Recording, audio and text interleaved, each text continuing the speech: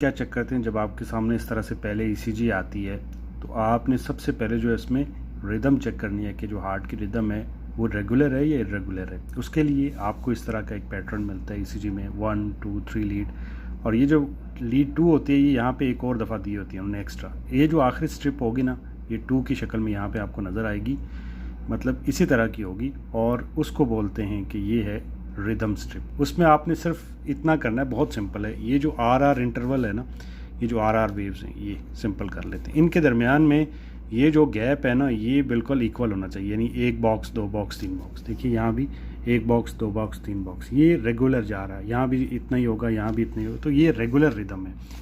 ठीक है, उसके लिए यहाँ पे आपको मैं दिखा देता हूँ। ये देखिए रेगुलर रिदम, यहाँ पे ज़्यादा आ रहे हैं 1 2 3 4, 1 2 3 4 5 बॉक्स, 1 2 3 4 5, और ये हार्ट अटैक का है, ये एसटी सेगमेंट एलिवेशन।